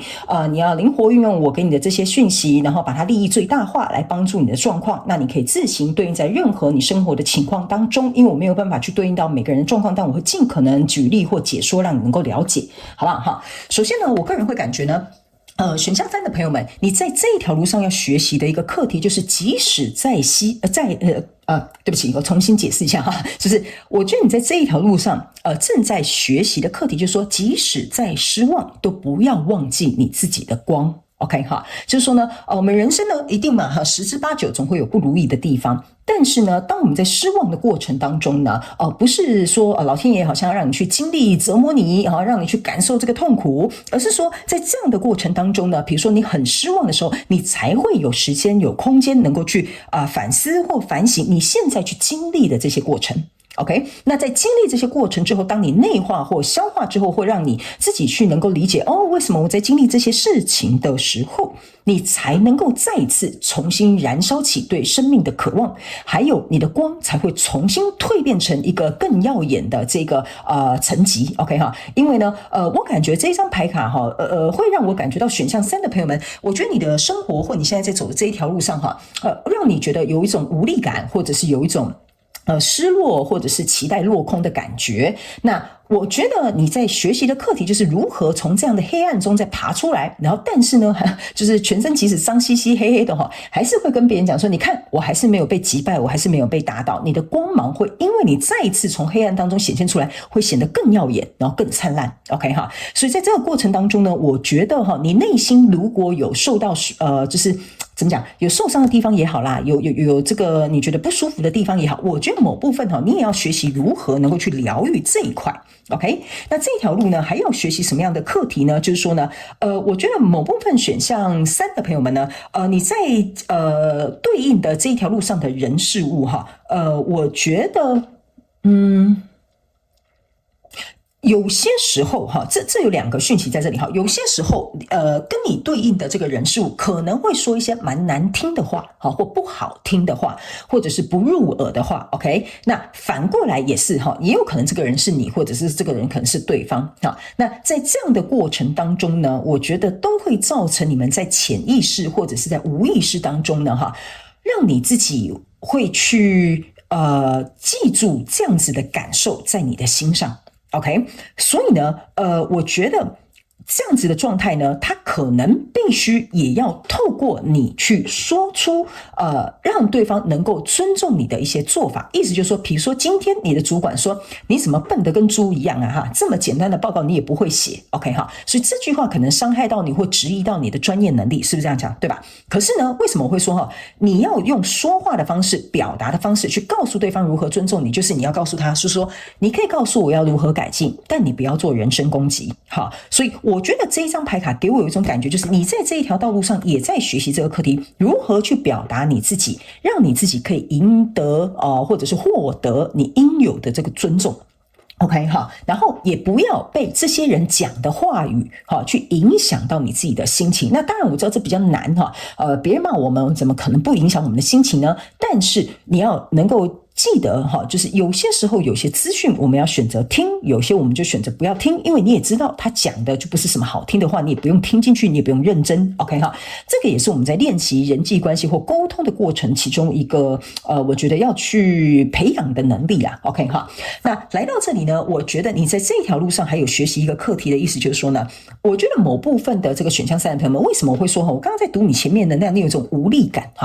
你这个无力感好像有点像是这条路上很现实的因素或者是一些状况的发生，你就觉得说我有什么办法我能改变什么呢？人生就是这样事情就是这样子所以我觉得你好像忘记了你好像忘记了就是你以前不是这样，或你本来不是这样，或者是其实你可以怎么样这件事情。 OK， 所以经历这一条道路上面值不值得你继续那是另外一回事。但是我觉得你在走这一条路上的过程当中呢，不是说我继续做这份工作才值不值得我继续在这段感情值不值得我觉得有一点像说，不论是这个人事物它让你找回了所谓什么叫做你值得。 OK， 所以这就是这一张牌卡给我讲跟我感觉要告诉你的一件事情，就是说要讲给你听，就是你是有力量的。 OK，这些人如果不揍你2拳的话，你怎么知道你会不会被击败？是不是这样说？这些人扁你2拳的话，你才知道你要怎么反击嘛？是不是这样说那我们先讲一下，我们没有要倡导打人不要用暴力解决问题我只是形容给你听就是说呢，他们这样攻击你的时候，你才知道说原来我会反抗，原来我可以攻击回去，原来我其实可以站得很稳。 OK， 我是不会被击败的。但是我觉得你现在好像是被打趴在地板上所以我才会跟你讲说，你好像忘记了你原本有的这个力量。 OK 好，那来到这里呢我也会感觉就是说呢我觉得有些时候这个选项3的朋友们在这一路上呢我觉得有可能现实上面的因素，或你可能在这一条路上可能走得有点辛苦，或有点累，或有点疲乏我感觉有一个疲乏的能量存在。那我觉得你要去想的一件事情就是说，这一条道路一开始你走的初衷是什么？就是你为什么要走上这一条道路 ？OK？ 为什么要创业？创业这么辛苦，你没什么事想当什么创业家 ？OK 那你一定有你的理由嘛？是不是这样说？你做这个选择一定有你选择的目的存在。所以这张牌卡有一点像是说，这一条路值不值得走下去？不是说我看到什么样的结果值不值得，而是说你一开始的初衷是什么？你一定是觉得这个初衷值得，你才会去走这一条路。所以这张牌卡有点像是要请你去反省或反思，那你一开始的初衷在哪里？你要学习如何跟你的初衷，还有你的这个目标或者是你的目的地持续保持联系。 OK 那来到这里呢，这张牌卡是要告诉我们选项3的朋友们呢，在这条路在走的一个过程当中我觉得有些时候选项3的朋友们呢，会让我有一种就是你会我要怎么说呢？你会有点勉强自己去做一些你不想做的事，但是你明知道心里你不是很快乐，或你没有到违背良心那么严重啊，但是有点像是说，有点像说，我这样讲好了，比如说你的同事跟你讲说，哎呀，选项3的朋友们，你今天帮我加班好不好？然后你今天呢，明明就有事，你想要早一点回家休息哈，或怎么样，随便拿 anyway， 反正你就是有自己的 plan 哈，你就是有自己的就是计划 ，OK？ 然后呢，这个人可能就给你装可怜说我今天很不舒服，可是老板说明天要这个报告，你可不可以帮我就是加班，拜托你哈。我觉得你会有点违背你自己内心真正想要做的事情，或真正的需求，或你真正符合你内心期待的那个结果哈，你会勉强你自己可能去答应，或者是去牺牲或帮助别人或妥协好了 ，OK 哈。所以这张牌卡呢，我会觉得在这个过程当中，你也在学习这个课题，就如何如果你心里感受不舒服，就 say no。OK 哈，如果你不想要，你就跟他讲说不可以 ，OK 哈，或者是你觉得说他叫你干嘛干嘛，你就说我不愿意 ，OK 哈，就是我觉得你好像要去表达这个东西，让你内在心里那一块，它有一个怎么讲？我想一下这个要怎么形容这个能量场给你听哈，就是说，当你在做唯心，我不能讲唯心之论哈，这个有点怪哈，那不好意思，我有时候形容不是很好哈，就是说，我觉得这的确是有点像唯心之论，就是我心里是这样想，可是我却那样做。OK， 那这样子的话会导致于你会困惑你自己。OK， 好，这个就是我要表达的方式，就是没人困惑你，但你困惑你自己我觉得很奇怪呢哈。所以呢，来到这里呢，我们再来看一下还有什么课题值得你去做一个学习哈。就是说呢，我觉得呢，你要对自己好一点。我觉得这一条道路上面走来走去哈，我虽然你选择走上这一条道路，但是我觉得你好像没有对你自己比较好。你好像对旁边的人比较好呢，就是你看，这是一个人，这个小朋友他旁边围绕着所有的动物大家都来找他 ，OK 就说你陪我玩啊，你摸摸我的毛啊，你今天在干嘛啊？跟我聊聊天啊，所以大家好像就都靠着你这样子 ，OK 然后你就会说好吧，那这个给你吃，好，那我摸摸你的毛，那你现在我听我讲什么 ，OK 所以你好像有一点在这个过程当中都在照顾别人或内耗自己，去消耗自己，去给予别人好了，或者是去做到别人期待当中的事情，所以反而去忽略了你自己心里真正想要的 ，OK， 或者是应该照顾自己的。所以呢，最后在这边呢，你要学习的课题还有什么呢？就是说思考一下你的地基哈。这张牌卡呢是要告诉你，就是说，如果当你自己都感觉不是很稳定的时候呢，这个时候不是向外输出的时候，这个时候是你要向内滋养的时候。OK 所以呢，我觉得这大概是你在走这一条路上你可能会遇到的课题。那我们要来看这一张牌卡，就是说眼前这一条路值不值得你继续呢？这一张牌卡呢是指你如果你相信的话 ，OK 我觉得这张牌卡我要解释给你听，就是说这条路值不值得继续呢？我觉得这就是为什么刚刚我在跟你分析哪一张牌卡的能量的时候，我有讲就是我应该有讲吧，不是这一条路值不值得，而是这一条路让你看见你值得什么。OK 所以这个就是说你要去相信你值得什么 OK， 如果你去对照一下对应一下，这条路这样走我得到这样的对待或这样我觉得蛮值得的，我付出虽然有点辛苦，但我觉得很好我觉得有符合我想要的结果 OK， 那你就继续走，它就是值得的。但如果你稍微对照一下，你觉得说好像不太就是这些结果或这些状况这些对待对我来讲好像我觉得我好像很不值得我为什么要为这样子为他们牺牲，或者是他们根本就没有看到我的价值，或者是呢他们根本就不值得我这样替他们操心或付出的话，他们说只要你认为这是不 OK 的，你觉得不值得的，那你就可以离开了，就是意思就是说你可以改走别条路了。所以我觉得你的这张牌卡比较有点像是说呢，值不值得是由你来决定的，因为看选项3的朋友们，你们每个人的标准不同，你们每个人想要的东西不同，所以 if you believe 有点像是说呢，你要按照你自己的价值观去做一个衡量，如果衡量完之后你觉得不 OK， 那就是 no。OK 好，那接下来呢，我们要来看一下这条路呢，你因为还在走嘛所以呢，我们来看一下目前可能会遇到哪些挑战跟限制，好不好 ？OK 好，我觉得呢，选项3的朋友们呢，我想一下这个能量要怎么跟你讲？因为尾韵还有一点能量，所以我一边帮你抽牌呢，一边去感受一下这个能量场，等一下跟你做一个说明，好吗 ？OK 等我一下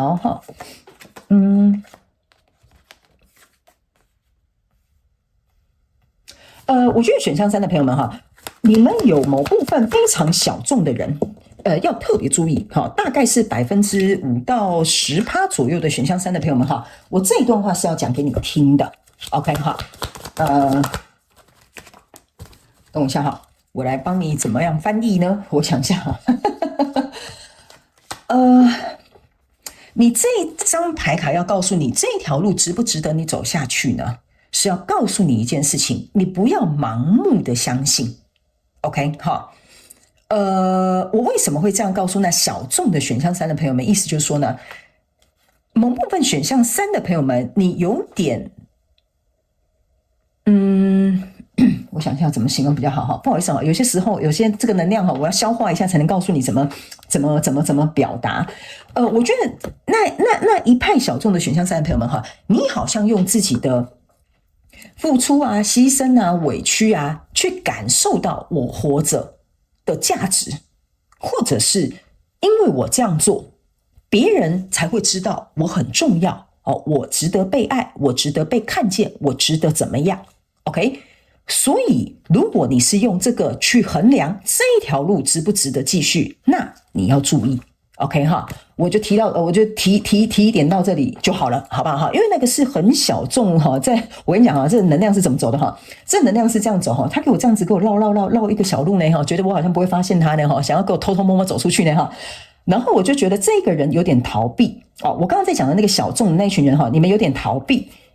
因为我现在就是很斩钉截铁在跟你讲你的盲点，跟你没有看到的地方，跟你否认你不想看见的事情，所以我一定要提醒你 ，OK 哈？好，这不是给所有的人，你不用自己对号入座 ，OK 哈？好，那接下来我们来看一下，在这一条路上你目前可能会遇到的挑战跟限制，好不好哈？首先呢，我个人会感觉呢哈，这个能量场非常有趣 ，OK 哈？这个叫做抗争跟头脑，你可能会遇到的挑战跟限制，就是说呢，你的挑战就是你要如何去抗争，限制的就是你的脑袋限制了你自己 ，OK？ 为什么我会这样解释给你听哈？我刚刚有讲了。我就拿刚刚那个很小众的来讲就好了。我的脑袋就是觉得我付出、我牺牲，我才有价值，他们就会爱我，他们就会觉得我在这个公司很有分量。OK， 这个就是你的脑袋限制了你自己，认为如果我要得到被爱，如果我要被欣赏，我要被尊重，我要觉得有分量，只有这个方法。OK 哈，所以呢，你遇到的挑战就是我就这样做吧，我就这样牺牲吧。但你其实真正要挑战的是要去抗争这件事情。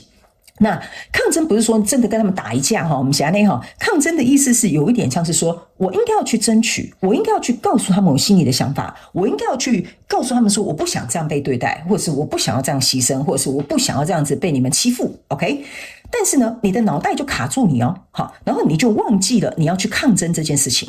好，然后还有某部分的这个选项3的朋友们哈，你会遇到的限制是哈，你身边有很会说话的人，他很会洗脑你。OK 哈，这个我就直说了哈，我不知道他是情绪操控你，还是很会洗脑你哈，好难念哦。还是说呢，他这个人就很会 PUA， 所以导致于你觉得你无力抗争，或者是你不知道怎么抗争，或者是你根本就没有抗争。所以这个就是你遇到的限制，所以导致于这个挑战呢，你就会变成是说，你受困在其中，那你能不能够突破？我觉得这个就是你在这一条路上可能会遇到的挑战跟限制。然后呢，接下来我们再来看哈，你看这个是，你看吧，我就跟你讲哈，你们有一些人是很那种无力感、很失落哈，这个是再生忧伤跟治疗。OK 哈，这3张牌卡呢，其实要告诉选项3的朋友，就是说呢，你要去想哈，你很难过的时候，你一定要先治疗嘛，你才可以重生嘛，是这样说 ？OK 哈，所以呢，我觉得你在这一路上遇到的状况就是，某部分选项3的朋友，你太沉浸在悲伤里面了。好，你可以哭哈，你可以哀怨，你可以去看心理咨商，你可以去做任何的疗愈的动作都可以 ，OK 哈。但是就是我觉得你好像在这个情绪里面，我不能说你自怨自哀，但是我觉得你要去注意几件事情哦。这边我要讲的很直接哦，选项3的朋友们，你不要演那个受害者心态，给我演上瘾呢哈。你以为你在演琼瑶小说是不是哈？我告诉你哦，选项3某部分的人朋友们哈，你是演上瘾了。或者是你不知道你自己已经演成这样子了，或者是你明知道你自己在演琼瑶小说哈，可是这个非常有可能是你得到关注的一个方法，所以这个就是你的限制哦。你会觉得如果我不忧伤，他怎么会关心我？如果我不假装自己有生病了哈，那他怎么会说啊要不要带你去看医生哈？所以我觉得这个忧伤哈，它不是只有单单心情难过，就是你把自己搞在一个不好的状态，是一个吸引关注的方式哦。好，某部分的选项3的朋友，你要特别注意这个问题哦。我不是说所有的人哈，某部分的人你要特别注意，这个就会变成你的限制啊。然后呢，因为你习惯演这个角色，你常常演这个角色不自知 ，OK 哈，你就没有其他的方法吸引别人注意了 ，OK， 所以。我觉得这一点，也是需要提醒你的哈，有点我觉得你想看麦哈，后面我就不评价了 ，OK 哈。那另外一派的这个选项3的朋友们哈，我刚刚有讲了，你可能在这个沉重或者是伤痛过程太久了，所以太久导致于这个治疗哈跟这个再生哈有点延误了。所以如果你在这个悲伤里面太久了，或这个情绪不好的状况太久，你要去寻求治疗。OK， 好，因为你的挑战是我勇敢面对我的哀伤，勇敢面对我这个，比如说，我受到伤害的地方，或者是我去把我曾经受过的苦，去找另外一个人说出来，那我才有空间去疗愈，我才能够重生啊。你的挑战是疗愈自己，并且得到重生，所以你要做的一件事情就是去找到这个能够疗愈这一块伤痛的地方，自然而然你就会突破这个限制，突破这个挑战，好不好 ？OK 哈，所以呢。我觉得你就看你自己是哪一派的选项3的朋友，好不好哈？我觉得呢，跟别人求救呢，并不丢脸，那是代表你还活着哈，还有代表你想活着 ，OK？ 所以呢，你如果想要把这件事情有个机会去做一个翻转，那你的确要走这几步，好不好 ？OK 哈，好，那接下来我们再来看一下目前的这一条路可能会遇到哪些限制或者是挑战 ，OK？ 这2张牌卡，一个是平凡，一个是师傅 ，OK 哈。我个人感觉这个能量场非常有趣，我不知道为什么哈，我来到你第2组的能量场哈，某部分选项3的朋友们，你们就开始分2派了哦哈。第一派的选项3的朋友们哈，我觉得你是很害怕权威的人，就是说呢，这个人是我老板，这个人是我爸爸，这个人是什么 I don't know 哈，就是反正就是这样哈。所以呢，在这样的权威限制之下呢，你会觉得我的想法不重要，我的创意很烂哈，或者是我觉得我做的不够好，我就是一个平凡的人。你看他们那么优秀 ，OK， 他才会成为我的主管 ，OK， 这个就是你的限制，这个就是你的挑战。你要如何从不凡变成？你要如何从平凡变成不凡？这个就是要你去突破的一个挑战，而不被这个权力或者是这个权威所受限制 ，OK 哈。所以这是第一派的这个选项3的朋友们，第2派的选项3的朋友们哈，我觉得你所遇到的限制就是你我要怎么讲呢？我怎么想呢？我想一下啊，你如果没有做到最好哈，或者是没有办法做到完美哈，你就干脆不做。我不知道为什么会这样子哦，就是你因为觉得如果我挣扎没有效，我干嘛挣扎？好，你就算挣扎没效，你还是要挣扎，是不是这样说？对吧？哈，但我觉得这边有一个能量场很有趣哈，就是说，如果我没办法做很好的话，那我就当一个普通人就好了。我干嘛要去比如说强出头啊，或者是比如说我干嘛要去反驳他们说我的这些不对哈，或者是比如说我干嘛要能够去证明我自己有多好哈？我觉得这个选项3的第2派的朋友也很有趣哦。好，所以这个可能就是你遇到的限制。如果我做的不够好，或我没有能力做到那里，那算了，我干脆放弃挣扎就好了。OK， 所以这个可能就是你会遇到的限制跟挑战，就是你不是要放弃挣扎，而是你要去思考一件事情哈，这也不是挣不挣扎的问题哈，这个是有一点像是说，你在这个过程当中呢，你不要因为别人而这样讲好了，你不要因为别人可能比较好，你就觉得自己不好，你不要因为别人怎么样，所以你就觉得我现在不怎么样。OK 哈，你的这个挑战就是这个哦，你的挑战跟限制就是这个哦，所以呢，这个你可能要去想一下哈，为什么也安内哈，好不好？就给你自己想哈。好，来，接下来我们要来看第3个部分，就是说，好，如果这一条路不走，好，我们给你个 Plan B 哈。如果呢你要选择改变的话，那你有哪些地方呢需要去做一些衡量或者是准备，好不好 ？OK 哈，就是这条路你不想走了，你走不下去了哈，你宁可走别条路的话呢，你就可以来参考一下这个讯息 ，OK 哈，或者是你不是很肯定的话呢，你也可以来看这些讯息，好吗 ？OK 哈，好。等一下，选项3的朋友们哈，你们有一派的人，我刚刚停下来呢，为什么会停下来？原因就是因为我刚刚是不是有跟你们讲，有一小派人很想给我从这边给我偷溜哈，那个人又出现了。我不知道是不是你啦哈， but anyway 哈，你就是想要每次都给我从那个小缝溜走哈。那群小派的选项3的朋友，我跟你讲哈，你不要逃避问题，好吧？我就这样直话直说，你不要逃避问题，你不要以为别人看不见，把人弄塞在嘞哈，每个人都可以看得见你在搞什么飞机，你在做什么事情 ，OK？ 你不要自欺欺人哈，世界上哈，你最难骗的就是自己，但最危险的就是你连自己都骗了。OK 哈，这个就是我要给那小众的选项3的朋友们注意这一句话，好不好？我一直提醒你注意哦，你是我很注意的对象哦。OK 哈，好，那接下来呢，我们要来进入到如果改变选择改变走别条道路，那我们需要衡量哪些东西？好吧 ，OK 好，来，首先呢，这张牌卡呢，就是要告诉选项3的朋友们哈，就是说呢，你必须要能够，如果说假设好了，你要改变另外一条道路的话，你要跟自己有一个诚实的对话。OK 哈，什么叫做跟自己有一个诚实的对话呢？就是说我刚刚为什么会讲哈，那个要偷溜的哈，或者是你是大众的这个选项3的朋友们都没有关系哈。你如果要改变这一条道路，你一定有你要改变的原因 ，OK？ 但是你不要给自己一些冠冕堂皇的原因啊，因为这份工作薪水不好啦，所以我想换一个比较好的薪水，干嘛呢？哈。你扪心自问一下，是不是真的是这个原因？你的原因绝对不是这个表面的原因。所以如果你要选择改变的话呢，你需要准备的就是跟自己有一场真诚的对话。你要衡量的就是说，你的这个理由是不是足以让你确定说，好，我觉得另外一个选项比较好，我要改变另外一条道路。OK， 所以不要给自己冠冕堂皇的理由，你的理由很瞎哈，我跟你讲哈，你的理由很瞎哈，所以你不要逃避 OK， 你要去找一个，我刚刚有讲了，你会改变一定有你的原因，那个原因追根究底，你要去把它找出来 OK 哈，好，来到第二个这个牌卡的时候呢，你如果要选择改变，你要衡量什么哈？他们也好告诉你哈，其实说实在的，你要改变的就是去做你真正热爱的事情，或者是去，我刚刚有讲，你在前面这一副牌卡哈，有一种唯心之论哈，就是我心里是这样想，可是我是那样做 ，OK 哈。所以如果你要改变，你都要改变了哈，你都被给他拔掉了啊哈，你都要走别的路了，你都要在那边就想办法从头来过的话哈，那麻烦你选一条你真正喜欢的路好吗？谢谢哈，这张牌卡就是这样子，没什么好说的。就是说，你既然都要这么做了，你既然都要改变了，你既然都要做别的决定了，那麻烦做一个你喜欢的决定好吗？哈，所以呢，不要再进行这种唯心之论，然后你的行动跟你的想法完全就是没有对齐。OK 哈，那来到这一张牌卡呢，是要告诉选项3的朋友们，你必须呢要能够去思考一个问题哈，就是说，当你要做这个改变的时候呢，不要，对不起，我刚想的那个形容词可能不太好，就是不是不太好，就是不能形容到位哈，就是有一点像是说，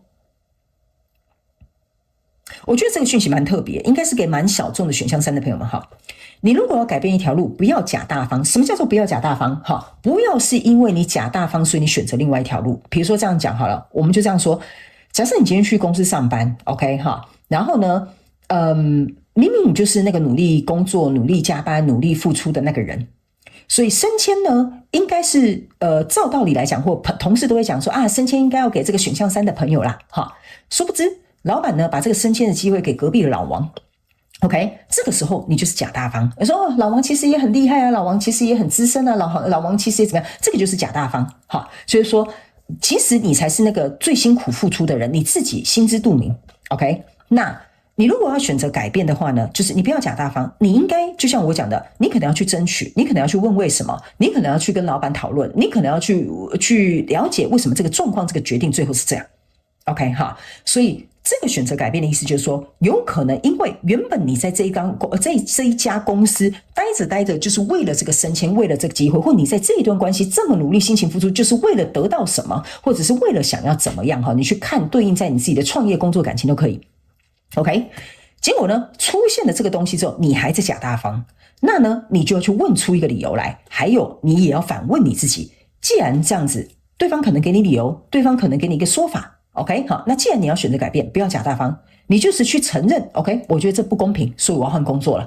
，OK 哈，或者是我就觉得你这样对我这样做，我觉得不尊重，我不想跟你在一起啊 ，OK， 不要假大方说没关系，你不是故意的。OK 哈，这张牌卡就是要告诉你，如果你要改变的话，不要假大方 OK 哈，我想你在你在假大方什么啦哈，好，但是哈，我会告诉你哦，这个是选项3的朋友们，你们还蛮多人会这样子的哦。好，那接下来这张牌卡是要告诉你，在改变的时候你要衡量什么，就是说呢，你要对自己的改变有信心。OK。因为呢，我觉得某部分选项3的朋友们哈，你在这个能量场当中呢，我不能说你被别人了对，但是我觉得你是属于比较退后的能量，就是说你的能量往前的能量没有那么强，你大部分是中立，不然就是往后推一点点，所以别人很容易把你往后推，往后推，往后推，所以推久了哈，你就觉得我好像没有前进的力量，或者是我好像没有往前走的这个勇气，或者是往前去争取的这个我觉得这个本能反应哈，因为有些事情是的确要去争取的，所以选项3的朋友们，我会觉得，如果你真的要去做改变的话，你要对自己的这个改变这个心理准备的部分呢，要有信心。OK， 因为你既然会去做出这个改变的话，那代表说你自己心里知道这个改变会为你带来什么样的好处，或者是什么样的结果，所以你就不要去担心。你唯一要能够去衡量的一件事情就是说，好，那既然我要改变了。OK， 什么事情我不再做了，什么事情我要继续做，这个是唯一我觉得你要去衡量的东西。然后呢，什么东西该拿到了你就拿，什么不该拿的你就还给人家。我不知道为什么这句话会突然冲着出来哈，就有点像说，好，既然要分家的话，这个是属于我的，这个我就该拿，不该拿的我也不屑你，不屑拿啊，你就拿去吧。好，我不知道为什么这边有一个感觉有点像是这样哦。OK 哈，就比如说你要离职，你该给我的薪水你就给我哈，那你不该给我的那些什么事后分红你就不用给我了，因为我也不屑拿。OK 哈，好，所以呢，来到这里呢，这张牌卡呢，我会认为呢，这张牌卡叫做跟灵性的结合哈。其实我觉得这张牌卡是要告诉你一件事情：如果你要选择改变的话呢，你最重要去做好跟你自己关系的结合。OK， 因为呢，这张牌卡哈，我会觉得你在改变哈，选项3的朋友们，你的能量场给我有一种感觉就是。我该来该去哈，我改这条改那条或改哪一条哈都无所谓啦哈，因为我们刚刚有讲嘛，你这个改变是以你的价值观去作为一个衡量，所以如果你要改变的时候呢，你跟自己的关系不够好，意思就是说你不了解你自己在干嘛，你不知道你自己到底想要什么，或者是你根本不清楚知道你讨厌什么或不讨厌什么的话呢，你跟你自己哈的关系不够足够的话，你就没有办法去衡量这个新的道路适不适合你，或者是是不是你真心向往的，或者是真的有没有符合你未来生活蓝图的？所以你要去做的这个准备，就是你要去感受一下哈，还有去检查一下哈，你跟自己的连结足不足够 ？OK 哈，那你才能够去衡量。OK， 好，那这条路适不适合我？因为当一个人跟他自己的关系连结不够强哈，或不够稳固的时候哈，通常做出来的决定呢，都是一些他自己事后会觉得有点莫名其妙的决定。OK 好，来，那接下来呢，我们再来看一下哈，等